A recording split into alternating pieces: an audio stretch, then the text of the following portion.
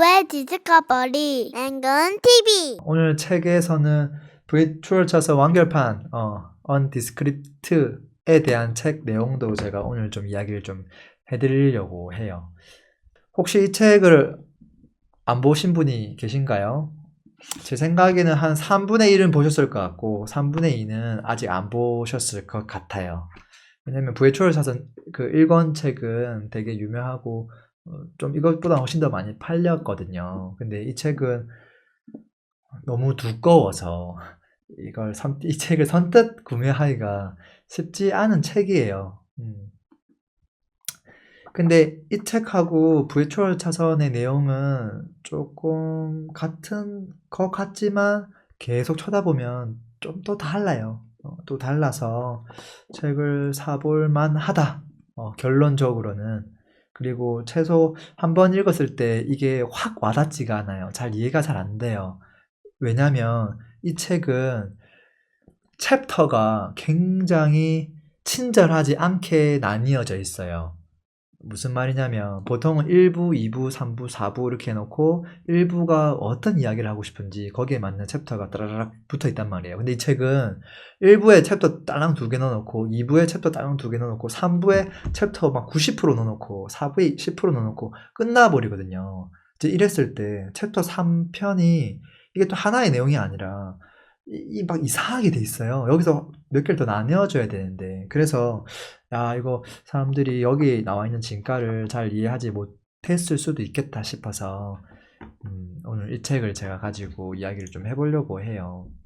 자, 이 책으로 들어가기 전에 우리가 한 가지 짚어야 될 게 있어요. 뭐냐면 이게 지금 부와 관련된 책이란 말이에요.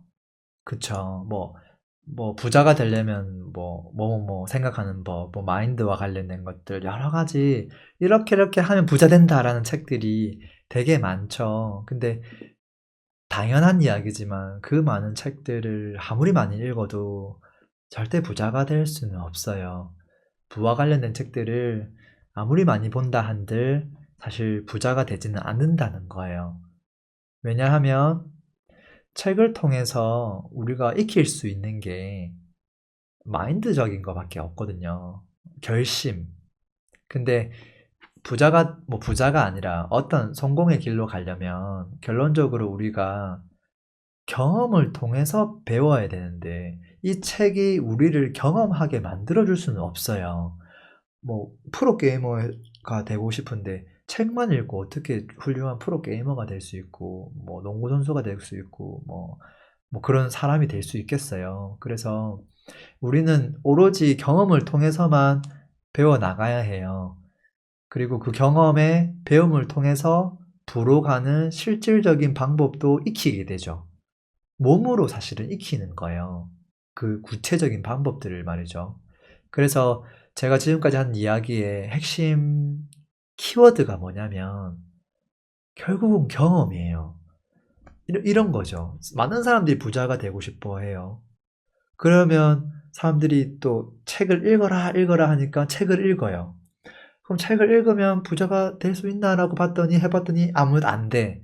어릴 때부터 자기 개발 많이 해봤는데 안 된다라는 거죠. 그러니까 책하고 부자가 되는 건 상관관계가 없구나라는 결론을 내려버리는 건데 사실 그 중간 단계가 있거든요. 그리고 책이 할 수 있는 영역이 따로 있는 거고요. 책은 어떤 역할을 하냐면 우리가 경험을 하려면 결론적으로는 움직여야 돼요. 어떤 실행을 해야 되는데 이 실행을 하려면 이 몸이 그래 야 이거 한번 해보자 라고 결심이 되지 않으면 결국은 행동으로 나타나지 않거든요. 근데 결심하게끔 도와주는 게 결국은 책이거든요. 그러니까 한 걸음 시작하게 하는데 도움 주는 게 책이기 때문에 혹시라도 지금 막 여러 가지를 경험하고 싶은데 이상하게 자꾸 나 스스로 그게 잘 안 되는 분이 계시다면 그건 결국은 책의 힘을 빌리거나 아니면 또 좋은 사람들의 이야기, 영상 이런 것들을 활용할 필요가 좀 있어요. 좀 이용할 필요가 있다는 거예요. 그렇게 해서 내가 움직이게끔. 자, 그런 측면에서 이 책은 내가 움직이게끔 그동안 내가 생각했던 것들이 대부분 좀 다 잘못된 것들이 대부분이구나를 깨우쳐주는 역할을 좀 해요. 그래서 항상 시작은 생각의 변화가 거의 한 90% 차지해요. 그렇게 해서 시작하고 나면 그게 한 10%를 차지하는데, 시작하고 나면 어떻게든 사람의 역량에 따라, 또 기획하는 정도에 따라, 실행력에 따라, 뭐 여러 가지 상황에 따라 이게 속도가 되게 빠른 사람도 있고 조금 느린 사람도 있어요. 근데 그거는 이제 공평하지가 않거든요. 그거는 다들 역량이 다 틀리기 때문에. 그래서 그거는 좀 둘째 치더라도 중요한 건 시작하지 못하는 사람이 제가 봤을 때 90%예요. 그래서 책을 통해서 같이 변화할 수 있으면 좋겠다는 마음이고요. 이 책을 읽어보면 여러 가지 키워드가 나와요. 근데 공통적으로 나오는 키워드가 있어요. 혹시 여러분 막 기억나는 키워드 있어요? 이 저자가 주로 쓰는. 근데 물론 이걸 영어를 번역해서 사실 우리나라 말로는 이 참 전혀 와닿지 않는 내용이긴 한데요. 이런 것들이 있을 거예요, 아마도. 각본 이런 거 기억나요? 그리고 선입견. 좀 어려운 말로 뭐 각본 명제라는 말도 있고요. 그리고 지금 우리의 사회를 바라보는 우리의 시각을 이야기할 때 뭐 관습, 뭐 보통, 평범, 암묵적 사회계약 뭐 이런 키워드들도 막 나와요. 어떤 좀 위에 있는 분들이 보면 싫어할 단어인데 프로그램화된 현대판 노예제도, 이런 이야기도 나와요. 다르게 얘기하면 지금 대부분의 사람들이 이 현대판 노예로서 지금 살고 있다는 이야기를 하고 있는 거거든요. 사실 뭐 노예가 다른 게 아니죠. 그냥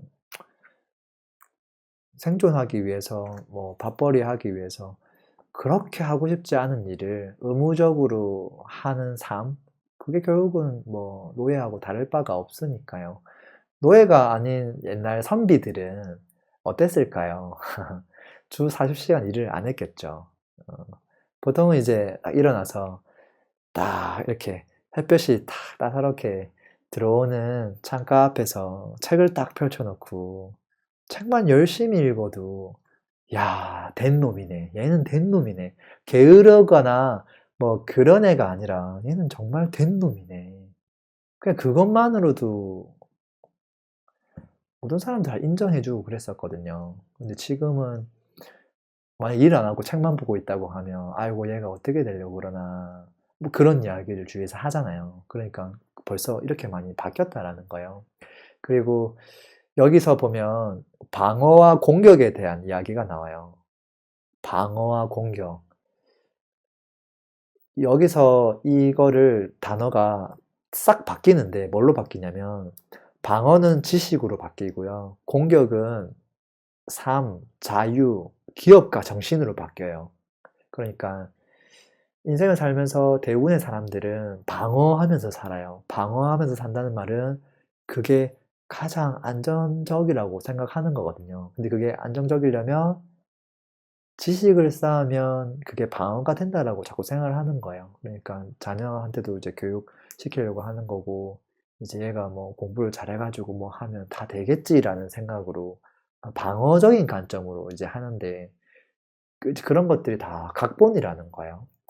그게 아니라 공격적인 삶을 살아야 되는데, 이 공격이란 키워드는 결국은 우리의 삶에 있어서 직접적으로 관련된 것들이 있죠. 예를 들어 사람과의 어떤 소통, 대화, 그리고 우리가 기본적인 의식주, 먹고, 자고, 뭐 입는 것들, 그런 것들, 삶과 관련된 것들에 대해서 다른 누구보다도 조금 더 이해하고 적극적으로 공부하는 것들이 사실은 필요하고요. 경험하는 것도 필요하고요. 그리고 진정한 자유를 가져가는 것, 그리고 기업가 정신을 가져가는 것. 그것이 사실은 이 사람은 공격이라고 이야기하고 있어요. 그래서 이 책에 보면 책이 정말 두껍지만 결론은 하드웨어와 소프트웨어를 바꿔야 된다. 하드웨어와 소프트웨어를 바꿔야 된다라고 이야기하고 있고, 하드웨어 이게 어떤 책에서는 하드웨어를 뭐 육체적인 거를 이야기하고 소프트웨어는 어떤 생각, 마인드에 대한 변화를 이야기하고 있는데 이 책에서는 하드웨어는 사회에서 만들어 놓은 관점을 이야기하고요. 소프트웨어는 본인이 생각하는 것을 이야기해요. 그래서 지금 사회적인 관점에서 한번 생각해 보면 모든 인간은 보통 이제 뭐 다 대학을 가야 되고 취직을 해야 되고 결혼해야 되고 자녀를 낳아야 되고 그리고 뭐 신용카드 쓰고 할부로 금융 자동차 사고 대출도 받아야 되고 집도 사고 그다음에 뭐 때로는 뭐 최신 스마트폰 들고 다녀야 되고 그리고 전략해서 저축해야 되고 또 재테크로 노후를 보장받는 삶을 살아야 된다. 이게 보면 거의 우리가 10대 때부터 거의 한 60대까지 해야 될 하는 모든 대부분의 일 중에서 가장 임팩트가 있는 일 중에 하나로 지금 딱 점찍혀 있거든요. 마치 그렇게 살아야 되는 것 마냥 규정되어 있다는 거예요. 그러니까 이 계급 교리에 이 제도적 지위 하에 있는 쫄따구들이죠. 사실은 이렇게 움직이고 있는 사람들은 그거에 대해서 되게 비판적인 글들을 적어둔 거고요. 그리고 이런 사회 하드웨어 구조 속에서 우리는 어떻게 하고 있느냐. 우리가 다른 생각을 못 하도록 우리 머릿속에다가 잘못된 프로그래밍을 심어 놓고 있는데 그 대표적인 게 뭐냐면 복종해야 되고 그리고 경제적으로 이제 노역을 위한 자발적 노예 제도를 수용하도록 우리 마음속에 이제 심어 둔 거죠. 결론적으로 우리는 이제 모범 시민인 것인데요. 그 프로그램에 의한 결과물이죠. 근데 그게 하루아침에 되는 게 아니라 되게 장기간에 걸쳐서 된 것이거든요. 근데 이 장기간에 걸쳐서 될 때 누가 우리를 이렇게 잘못된 프로그램화 될 수 있도록 영향을 미쳤는지에 대한 내용들이 쫙 나와요. 거기에 보면 이런 것들 나오죠. 6종류의 파종자들. 6종류의 파종자들은 아마 우리하고 가장 가까운 사람부터 시작해서 조금 멀리 있는 사람들까지에 대한 이야기예요. 대표적인 사람들이 이제 가족하고 친구들. 첫 번째, 맨날 보는 사람들이니까요. 그리고 교육, 초등학교, 중학교, 고등학교, 대학교, 뭐 그 이후까지. 나머지 다 제도권에 있는 교육들. 그리고 기업들도 사실은 마찬가지예요. 기업들도 우리에게 한 명의 소비자로 남게끔 계속 유도하고 또 한 명의 직원으로 남게끔 회사 내에서 그래 너가 하고 싶은 역량을 다 발휘해봐 이렇게 자꾸 프레임을 짜고 있거든요. 그리고 이제 금융 금융은 어떻게 보면 이런 거죠. 지금 돈을 빌려서 행복을 추구하고 뭐 나중에 천천히 갚아 나가라 뭐 그런 거죠. 그리고 정부 그리고 언론 이렇게 또 있는 거예요. 그중에서 언론도 사실은 책임이 크다고 봐요. 제가 나중에 최근에 저와 관련된 기사가 하나 나왔더라고요. 그거 나중에 한번 보여드릴게요. 언론이 어떻게 얼마나 이 이상한 프레임을 짜고 우리한테 잘못된 그 시각을 자꾸 심어주는지 그 정확한 샘플을 제가 보여드릴게요. 저랑 직접적으로 관련된 거기 때문에 아마 확 와닿지 않을까 싶고요.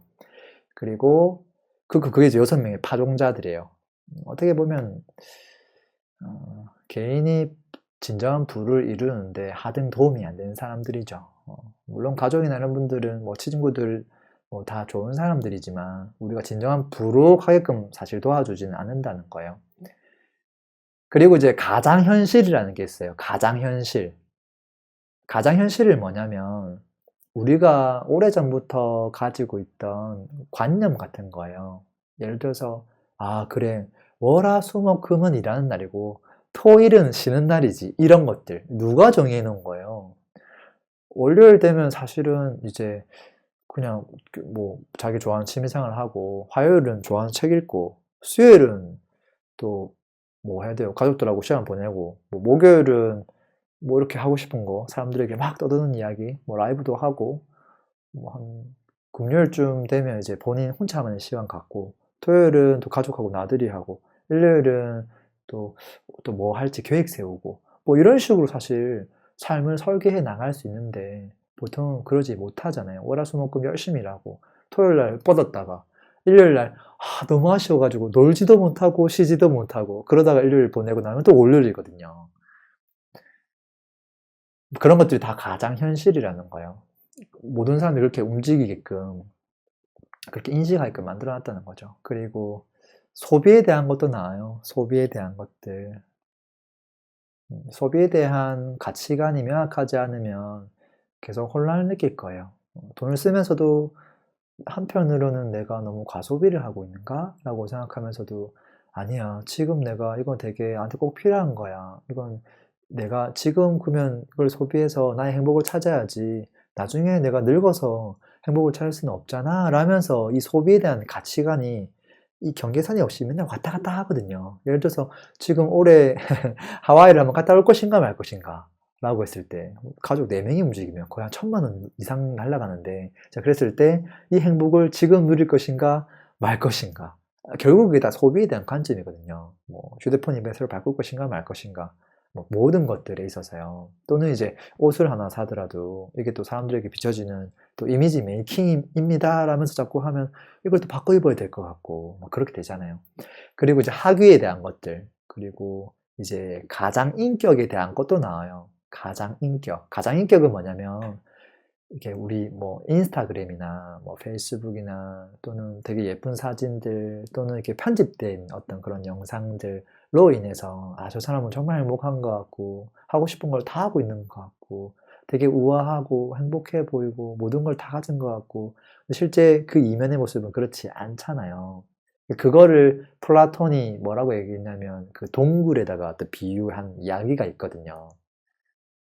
그러니까 우리 모든 인간은 실제 그 물체가 어떤 생각하는지 전혀 보지 못하고 그 이 사람에 의해서 뒤에 그림자가 끼는데 이 그림자의 모습만 보고 우리는 그걸 판단하고 있는 거예요.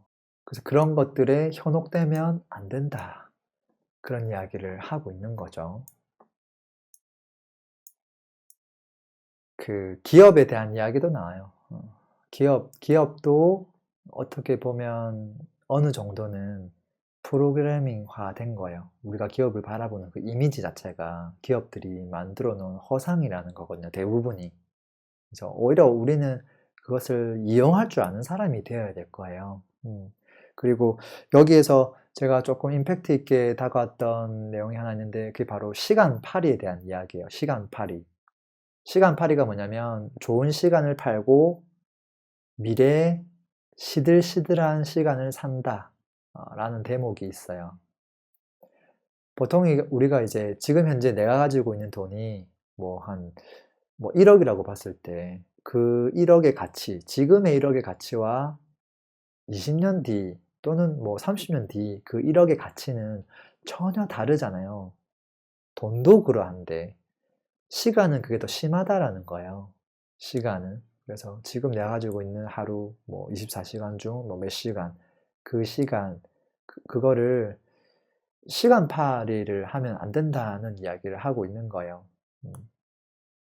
그래서 이거를 하나의 그림을 딱 그리면 어떻게 되냐면 우리가 살면서 의무적으로 해야 되는 일들이 있을 거예요. 초반에. 그랬을 때 이걸 원형 파이로 딱 그리면 의무적으로 해야 되는 시간이 있고 자유시간이 있죠. 그게 뭐 100% 그냥 자유시간이 많으면 좋을 텐데 다들 그러지는 못할 거예요. 이제 그랬을 때 뭐 70%를 일을 하고 뭐 20, 30% 나의 자유시간을 가져간다면 이거를 바꾸는 게 좀 필요하다는 거예요. 바꾸는 게. 그래서 초반에는 내가 일을 하면서도 어떻게 보면 이제 적절하게 이용하는 거죠. 두 개를. 그러면서 좋아하는 일의 비중을 조금씩 늘려나가는 것이 최선책이 아닌가 사실 싶어요. 그래서 뭐 좀 중기적으로는 시간팔이가 되면 절대 안 될 거예요. 그리고 여기에 보면 이제 아까 그 언론들에 대한 대중매체에 대한 이야기들이 나와요. 대중매체들은 자꾸 우리의 시선을 주의를 분산시키거든요. 온전히 야 그래 진정한 부를 추구하려면 이쪽 길로 가야 돼 라고 조금만 진지하게 고민하려고 하는 순간이 오지만 금세 막 이상한 뉴스들이 나온다는 거예요. 올해 수능 너무 어려웠어요. 이번에 지금 원전을 가동하지 않기로 했어요. 뭐 누군가가 또 비리를 터뜨렸고요. 뭐 이런 뉴스들이 계속 뜨니까 우리가 우리 자신에 대해서 집중할 수 없도록 자꾸 주의 뺏긴다는 거예요. 근데 그러다 보면 우리는 그냥 그 사회가 만들어 놓은 그 운영체제, 그 잘못된 방향으로 프로그래밍화된 그 운영체제 프레임을 그냥 그대로 머릿속에 넣을 수밖에 없고 결론적으로 모범 시민이 되어 간다라는 거죠. 그래서 어떻게 하면 우리가 모범 시민이 되지 않을 수 있는가에 대해서 곰곰이 좀 생각을 해봐야 될 거예요. 자, 그런 측면에서 이 저자는 분명히 예전에 우리하고 똑같았거든요. 근데 어느 순간 그게 변화가 시도된 순간이 있죠. 어떻게 이 잘못된 프로그래밍화된 운영체제에서 탈출할 수 있었는가? 라고 혼자 질문 던지고 혼자 답변하는 부분이 싹 나와요. 그 사람이 뭐라고 얘기하냐면 이렇게 이야기해요. 저자가. 이 각본화된 이 프로그램, 그것에 대한 의심이 있었는데 그 의심이 어떻게 보면 바이러스 같은 거예요. 정상적인 게 아니죠. 보통 바이러스는 나쁜 것이라고 생각하는데 각본화된 프로그램에 있는 사람 입장에서는 이걸 내가 의심하기 시작하면 그 의심이 사실은 좋은 의심이 아니라 내가 이상한 건가라고 또 생각하게 되거든요. 근데 어쨌든 그 바이러스가 에 의해서 이때까지 본인이 생각해왔던 것들을 갑자기 중지하기 시작했다는 거죠. 내려놓기 시작했다는 거고, 내려놓자마자 이 사람이 뭘 했냐면 기업가 정신에 대해서 광범위하게 공부를 시작한 게 그게 딱 변화의 시작 지점이에요. 그러니까 결론적으로는 지금 현재 이 사회에 대해서 뭔가 이렇게 쭉 가다가는 내가 원하는 방향대로 갈 수가 없겠구나에 대해서 의심을 던진 것이고, 의심 던지자마자 그 다음번에 했던 것들은 기업가 정신이란 무엇인가에 대해서 공부를 많이 했다라는 거예요. 물론 그 내용들이 뭐 광범위하게 지금 여기 나와 있지는 않아요. 자, 그래서 지금까지 한 이야기는 대부분 다 마인드에 대한 이야기들이죠. 사실은 마인드에 대한 이야기를 지금 제가 하고 있어요. 그리고 이 기업가적 각성을 하기 위해서 뭐부터 바꿔야 되는가에 대한 이야기가 쭉 펼쳐져요. 근데 이것도 되게 많은 부분들이 다 마인드에 대한 거예요. 이 사람은 이 이분법을 이 사람도 나름 많이 잘 하더라고요. 세상은 생각하고 행동, 이 두 가지가 있다. 근데 이 두 가지를 다른 키워드로 바꾸면 생각은 미시적인 과정이고 행동은 거시적인 과정이다. 그래서 시작을 생각부터 바꿔야 되고 이 생각을 바꿀 때 먼저 해야 될 게 뭐냐면 어떻게 하면 부자가 될 수 있는지 그 비법을 찾는 게 아니라 틀린 지도를 먼저 고치는 것. 그게 첫 번째라고 이야기를 하고 있어요. 그래서 틀린 지도, 그 틀린 지도의 대표적인 사례들이 뭐가 있냐면 여기서 이 내용이 거의 50%쫙 나와요. 근데 딱 세 가지 키워드로 요약하라고 한다면 신념, 우리가 그동안 갖고 있던 신념, 그리고 편견, 뭐 편향, 뭐 이런 것들, 아니면 허튼 소리, 이건 좀 번역이 좀 어려운데 그냥 푸념 같은 개념이에요. 아, 그래 나는 잘 안 될 거야. 내가 그렇지 뭐. 그래 맞아. 이건 아니지 그래. 아이고 저건 저 사람이니까 하는 말이야. 뭐 이런 것들 다 포함해서 그래서 이 세 가지 잘못된 틀린 지도를 먼저 고쳐야만 한다 라고 하면서 하나하나에 대해서 이제 막 풀어줘요. 하나하나에 대해서.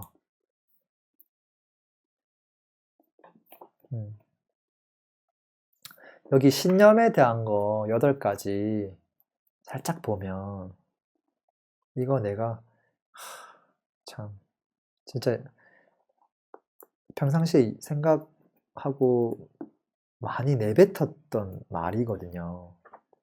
근데 여기 딱 나와요. 제가 여러분들한테 또 퀴즈를 한번 줘볼게요. 자, 과정이 중요해요? 결과가 중요해요? 어떤 게 중요할까요? 우리가 이제 믿고 있는 신념들에 대한 거예요. 과정이 중요한가요? 결과가 중요한가요? 아마 대충 알 거예요. 분명히 과정이 중요하다라고 말은 내뱉을 거예요. 근데 보통 우리가 하고 있는 행동들이나 그런 것들을 보면 결과를 우선시하는 경우가 많아요. 특히 예를 들어서 그게 부동산 투자라고 보면 과정이 시크릿이고 그 과정이 비밀이거든요. 앞으로 뭐 서울이 더 올라갈 수 있을까? 그 답을 찾아가는 과정이 그 나의 역량을 키울 수 있는 비밀의 열쇠인데 그거를 본인 스스로 하려고 안 하고 자꾸 다른 사람들 들으려고 하거든요. 그리고 이제 워낙 이제 성과주의 시대에 살다 보니까 결과가 더 중요한 거야 라고 생각하는 경우가 있죠. 그래서 실질적으로는 과정이 훨씬 중요하고요. 그리고 성장하는 것과 고정적인 것, 그러니까 변동 가능한 것과 고정적인 것 중에 뭐가 더 좋냐? 예를 들어서 펀드가 좋아요? 적금이 좋아요? 또는 직접 투자가 좋아요? 간접 투자가 좋아요? 또는 수익형 부동산이 좋아요? 시세차익형 부동산이 좋아요? 이 지금 똑같은 질문이에요. 이게 뭐냐면 하나는 고정적이고요. 하나는 되게 변동적이에요. 그랬을 때 뭐가 더 좋냐라는 거예요. 많은 사람들은 고정적인 것들을 좋아해요. 왜냐하면 그게 안정적이거든요. 이거는 뭐 하락도 없이 무조건 자 금리 5% 자 수익 줍니다 이렇게 하면 좋아하죠. 그래서 이제 그런 류의 상품에 엄청 많이 가입하죠. 특히 보험, 그 다음에 뭐 시간 한참 지나면 또 뭐 돈 돌려준다는 뭐 연금 뭐 이런 것들. 지금 가장 소중한 나의 이 돈을 미리 이걸 계속 내고 나중에 받겠다는 거거든요. 지금 나의 가장 소중한 이 시간을 지금 쓰고 나중에 이 되게 시들시들한 그 시간을 나중에 또 받겠다는 거거든요. 그러니까 그것도 좋은 선택이 다 아니라는 거예요. 그리고 가치, 돈, 둘 중에 어떤 걸 추구하시겠어요? 돈이 안 되면 보통 안 하는 경우가 많거든요. 근데 가치를 만들어내야지만 돈이 따라와요. 그리고 생산자가 될 것이냐, 소비자가 될 것이냐, 그리고 확률과 운에 대한 이야기도 나와요. 그리고 공격과 방어, 둘 중에 어떤 게 더 안정적이냐. 많은 사람들이 방어하려고 하는데 사실은 공격이 훨씬 더 안정적이라는 거예요. 그리고 소득과 부에 대한 이야기도 있어요.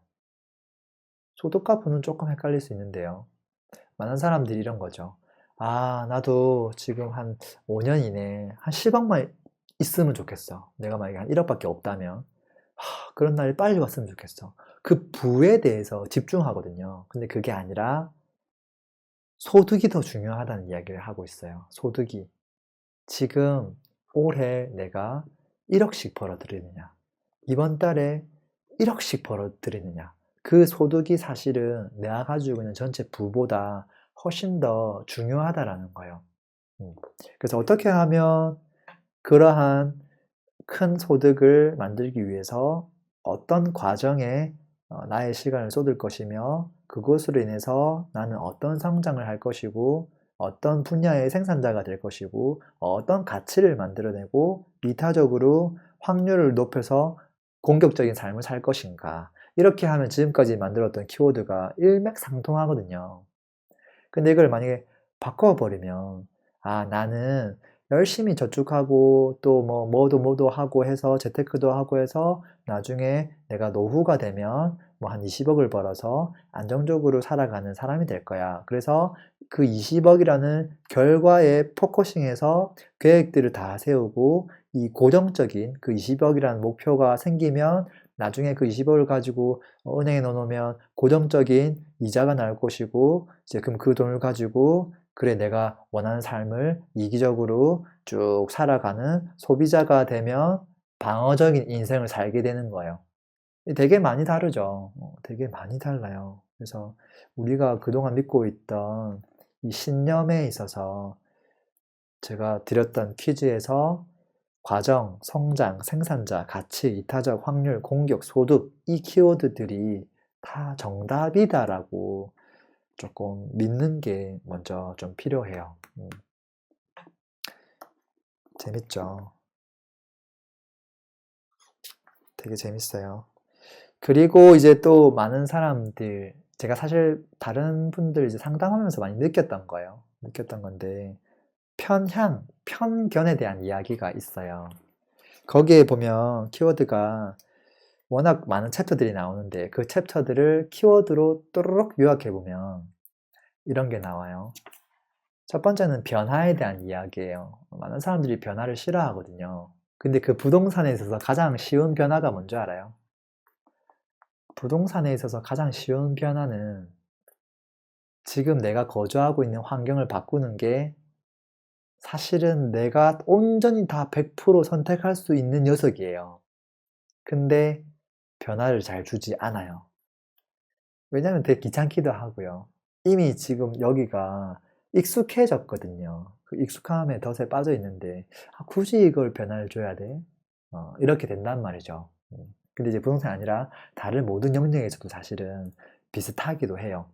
그리고 이제 자기 오름에 대한 거. 보통 이제 본인이 갖고 있는 생각이 다 맞다라고 자꾸 생각하거든요. 그래서 이게 정말 재미난 게 제가 이제 영상을 올리니까 블로그랑 정말 다른 게 뭐냐면 블로그는 딱 들어오면 글들이 다른 글들이 옆에 되게 많이 보이거든요. 하나 읽고 옆에 것도 읽고 또 읽고 또 읽고 또 읽고 보다 보면 또 야, 이 사람이 생각이 잘 읽히기도 하고 도대체 이 사람 뭐 하는 사람이지? 그러면서 이제 쭉 보게 되는데 영상 같은 경우는 보통 그냥 우연찮게 검색 하나 해서 왜냐면 내가 뭐 땡땡땡 투자 이렇게 해서 검색했는데 모두 다른 사람이 올렸던 글들이 쫙 떠 있단 말이에요, 영상들이. 근데 그 중에서 하나를 어떻게 딱 클릭한 거예요. 클릭했는데 만약에 제 영상이 딱 떴다고 보자고요. 그랬을 때 보고 뭐야 이 사람 뭐 택도 아닌 소리 하네 하고 뭐 닫아버리거나 뭐 댓글 남기거나 그렇단 말이죠. 그러니까 영상하고 블로그는 너무 차이가 커요. 근데 그게 굉장히 좋은 콘텐츠고 또는 정말 맞는 말이라고 하더라도 보는 사람의 관점에 따라 그것을 받아들이지 않거든요. 근데 만약에 그 영상 앞에다가 인트로를 만약에 막 이 사람이 뭐 엄청난 많은 사람들 앞에서 강연을 한다거나 뭐 수상을 받는다거나 아니면 이제 되게 호화로운 어떤 그런 환경에서 거주했던 그런 장면들을 막 짜집게 해가지고 앞에 인트로에다가 탁 넣었다고 하면 아마도 그 사람은 그 내용에 집중한 게 아니라 아 뭐야 이 사람 대단한 사람이네 하고 내용을 듣는 것이거든요. 그래서 이것도 어떻게 보면 결국 본인의 편견이 있기 때문에 이제 그렇게 많이 달라지는 것이거든요. 사실은 컨텐츠가 좋으면 그걸 제대로 볼 수 있어야 되는데 그렇지 않은 분들이 너무 많은 것 같고 그리고 우리가 이제 그걸 다르게 얘기하면 우상 중독이라고 볼 수 있어요. 그래서 되게 뭐 유명하고 그런 사람의 이야기들은 뭐 다 맞는 이야기겠지라고 생각하고 너무 맹목적으로 막 믿고 또 막 떠받들고 그런 것들이 있거든요. 그리고 그 사람들은 너무 잘 알아요. 어떻게 하면 이 사람들이 이 사람들 끌어당길 수 있는지. 그래서 더 이제 우상화를 만들어 나가거든요. 그런 것들을 우리가 객관적으로 좀 볼 수 있는 눈들이 아마 좀 있어야 될 것 같고요. 그리고 여기 보면 그런 것들이 반복되다 보면 관성적인 마비가 온다. 그런 이야기들도 있어요. 그리고 뭐 그 외에도 이제 보면 이제 우리를 너는 안 될 거야부터 시작해서 우리의 발을 이제 막 붙들고 늘어지는 나도 잘 안 되니까 너도 잘 안 돼야 돼. 뭐 그런 분들 이야기 이런 것들은 저 뭐 푸념 쪽에 있는 건데 어쨌든 다 마인드에 대한 거예요. 그래서 그 마인드 안에서도 내적으로 우리 마음속에 있는 미시적인 이야기고요. 자, 그러면 이거를 우리가 어떻게 하면 조금 더 행동, 실행으로 바꿀 수 있을까에 대한 내용이 여기에 그렇게 많지는 않은데 조금 나와요. 조금. 그 부분을 캐치하기가 좀 힘들어요. 왜냐면 이게 막 밑에 숨어 있거든요. 그래서 이 사람이 사실은 서두에 그런 이야기를 좀 한 게 있어요. 기업가적 마인드, 기업가 정신에 대해서 광범위하게 공부했다라는 이야기를 했었고, 어떻게 하면 기업가적 정신을 가질 수 있는가, 그거를 다른 말로 이 사람은 스테로이드 주사를 맞는다라고 표현하고 있어요. 그래서 이 스테로이드 주사에 어떤 성분이 있는가를 딱 뜯어보니까 5가지 키워드가 있더라는 거예요. 하나는 통제, 두 번째는 진입, 세 번째는 규모, 네 번째는 시간, 다섯 번째는 니즈예요. 이 5가지 키워드가 한 장표에 쑥 나오고 싹 지나가 버려요. 되게 중요한 내용인데 쑥 지나가고 되게 짧게 끝나버리거든요. 그래서 여기서 나왔던 것들이 일부분은 사실 부의 초월차선 첫편책이 사실 있기도 해요. 지금 통제 같은 경우는 우리가 하는 모든 일, 그 일에 있어서 내가 오로지 다 100% 통제 가능한 일을 만들어야 된다는 거예요. 결론적으로는. 누군가에게 통제당한 일 말고, 누군가가 주어준 일 말고, 그래서 되게 작은 일이라고 하더라도 내가 다 통제 가능한 일을 하려고 하는 것 자체가 기업가적 정신이라는 거예요. 그리고 또 이제 한 가지는 진입에 대한 건데요. 진입은 제가 봤을 때는 여기서 구체적으로 나오진 않지만 브로드캐스트와 관련된 것이에요. 그러니까 다른 사람들에게 나의 생각을 퍼뜨리는 것이에요. 그게 어떻게 보면 뭐 마케팅이나 홍보 쪽으로 갈 수도 있는 부분이기도 한데요. 결국은 좀 다르게 1편에서 나왔던 단어로 바꾸면 영향력일 수도 있어요. 진입이. 그리고 그 진입에 있어서 그 진입 장벽이 얼마큼 뭐 낮냐, 높냐, 뭐 이런 이야기도 있긴 한데, 궁극적으로는 나의 역량을 서서히 키워나가는 것이고요. 초반에 진입 장벽이 있다고 하더라도 그거를 서서히 이겨낼 수 있는 일에다가 시간을 많이 할애하는 게 좋다. 그런 이야기도 하고 있어요. 그리고 세 번째는 규모에 대한 이야기가 나와요. 규모. 규모는 어떻게 보면 영향력이랑 좀 더 직접적인 관련이 있겠네요. 규모가 사실은. 그리고 네 번째는 이제 시간에 대한 건데, 가면 갈수록 내 시간이 작게 들어갈 수 있도록 그렇게 되는 일들을 직접 만들거나 그런 류의 사업을 선택하거나 그런 것들이 필요하다는 거고요. 다섯 번째는 이 1, 2, 3, 4가 되기 위한 사실은 전제 조건일 수도 있어요. 이건 어떻게 보면 니즈라고 표현되어 있는데 제가 봤을 때는 이건 가치예요. 사람들에게 어떤 가치를 제공할 것인가. 그게 어떻게 보면 이 니즈가 있기 때문에 그 가치를 제공하는 것이니까 같은 말일 수도 있어요. 근데 그 니즈를 어떻게 내가 그런 아이디어를 떠올릴 수 있는가라고 본다면 그게 사실 가치 있는 일이기도 하고요. 사람들은 어떤 니즈가 있지? 그럼 그 니즈에 따라 내가 뭘 제공하면 좋을까 고민을 할 텐데, 그거를 많은 사람들은 자꾸 쌈박한 아이디어를 떠올리려고 해요. 지금 내가 책을 좋아하는데 너무 책이 좋잖아. 이거 보고 나면 또 책장에도 꽂혀 있을 텐데 그냥 중고책을 중개해주는 플랫폼을 만들면 어떨까? 뭐 그런 거 생각하기도 하고요. 또는 뭐 아이 밥 주다 보면 야, 이거 뭐 너무 힘든데 이것도 뭐 도와주는 일을 뭐 기획하면 어떨까? 뭐 이런 걸 여러 가지 생각한단 말이에요. 그리고 거기서 더 막 돈이 될 수 있고 더 내 시간을 작게 쓰면서 폭발적인 어떤 뭔가 일어날 수 있는 것들을 생각하는데, 그런 것들을 보통은 혼자서 진행할 수 있는 것들이 거의 다 없어요. 이제 그러다 보니까 어떻게 시작하면 제일 좋냐면 그 시작은 다 나로부터 시작하는 게 좋아요. 다른 사람이 뭐가 있으면 좋을까가 아니라 지금 내가 가장 절실한 거, 나에게 절박한 거, 제발 이거 하나만큼은 해결됐으면 싶은 거, 그거를 자꾸 늘어져야 돼요.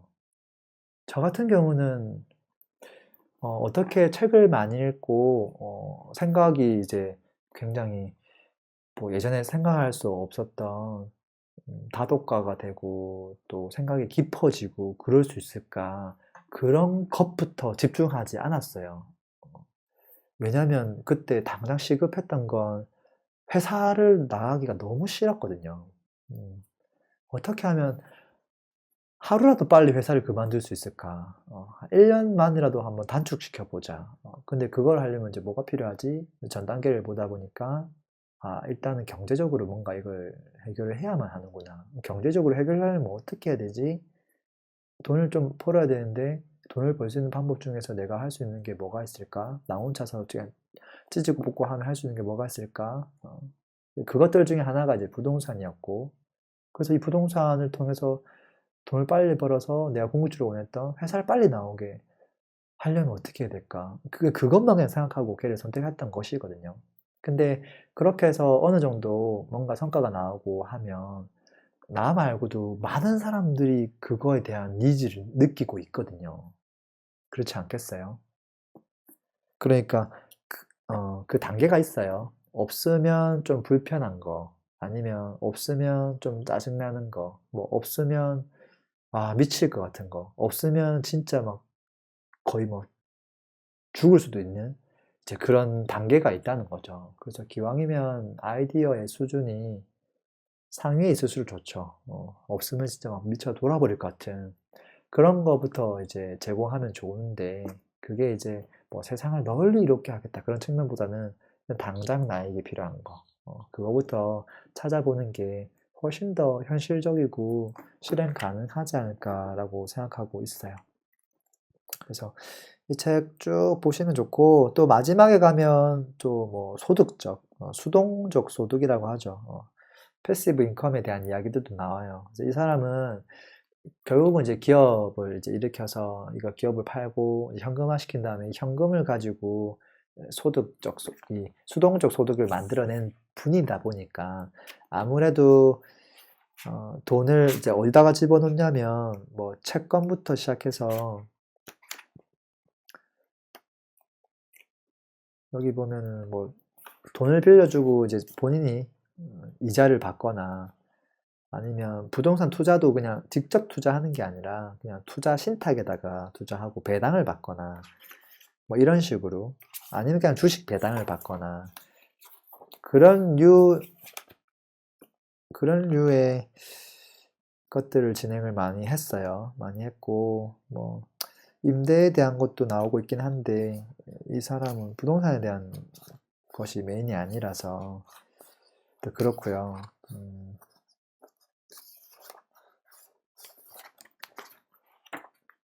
되게 짧게 나와요. 되게 짧게 나오고, 어쨌든 이 책의 한 90%는 마인드와 관련된 거다.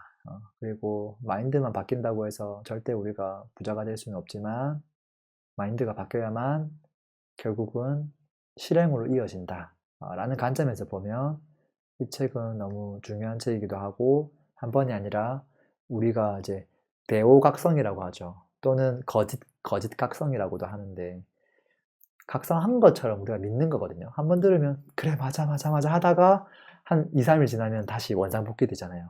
그게 이제 워낙 2, 30년 동안 계속 각인된 상태로 이제 머릿속에 들어와 있기 때문에 한순간에 바뀔 수가 없는 거죠. 그래서 이런 책들을 주기적으로 보거나 또 다른 책들을 보거나 아니면 더 막 임팩트 있게 이야기하는 사람의 이야기를 듣거나 그런 노력들을 하셔야 될 거예요. 하셔야 될 것 같고, 또 요 사람 정말 대단하다 생각했는데 시간 지나면 아무렇지 않은 그냥 평범한 사람처럼 보일 때도 있어요. 그러면 또 나의 뒤통수를 쳐주는 그런 사람도 찾아내야 돼요. 야, 또 이런 사람이 있었네. 이 사람 뭐야? 하면서 또 깨닫고 하면서 나를 계속 변화시켜 나가는 과정들이 좀 필요하죠. 그래서 좋은 책을 발견하면 또 다른 책을 찾으려고 하기보다는 그 책을 2번, 3번, 4번 정도 보는 게 오히려 더 도움될 수 있다고 저는 생각이 좀 들어요.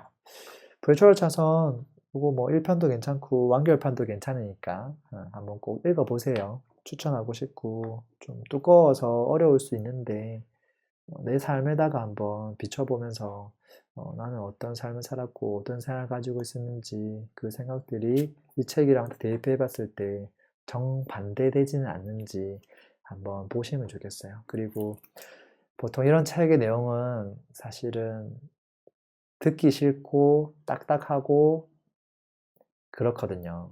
보통 영상도 마찬가지고 책도 마찬가지인데요. 되게 재미있고 이런 것들은 달달하죠. 근데 이런 책들, 실질적으로 우리에게 도움되는 책들은 재미가 없고 써요.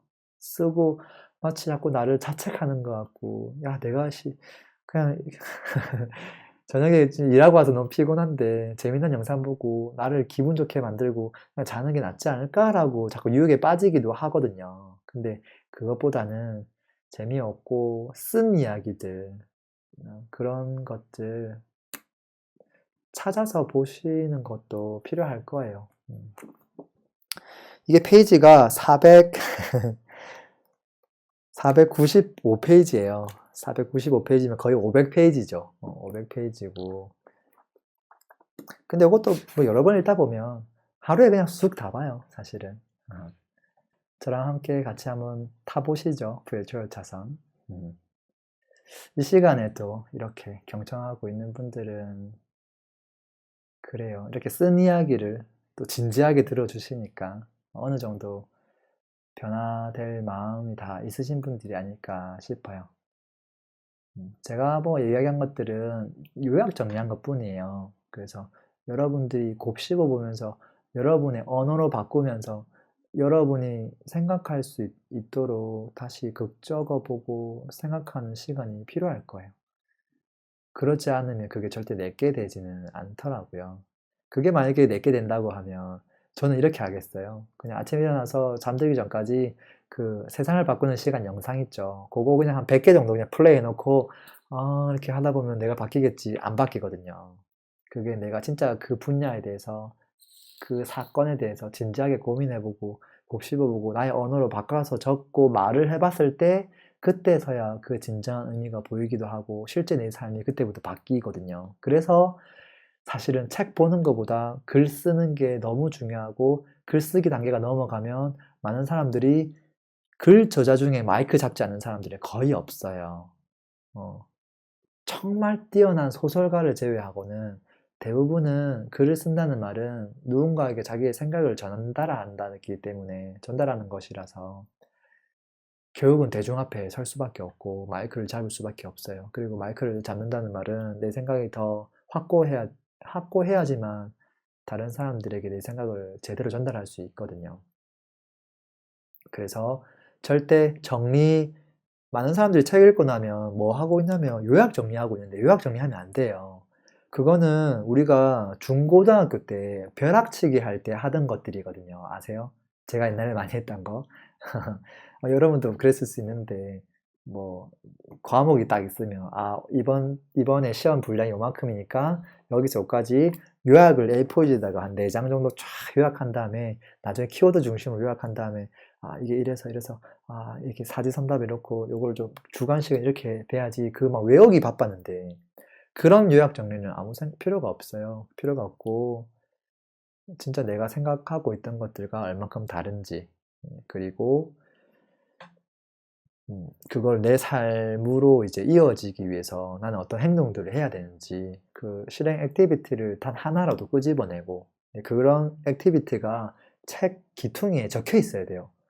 이거 내가 지금 바로 바꿀 수 있는 건데 하고 적어보는 거. 적다 보면 이제 몇 개 적혀 있을 거거든요. 그럼 그거 딱 접어놨던 것들, 액션 액티비티 중에서 정말 중요한 거 한 가지만 그것만이라도 한번 내가 바꿔보자.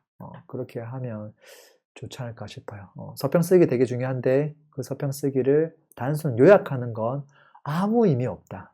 제가 봤을 때 그것보다는 되게 특정 어떤 구절이라고 하더라도 그거에 대한 나의 생각을 이만큼 펼쳐보는 연습이 필요해요. 마치 어떤 챕터 하나를 내가 새로 쓴다는 마음으로 그게 훨씬 더 도움될 거예요.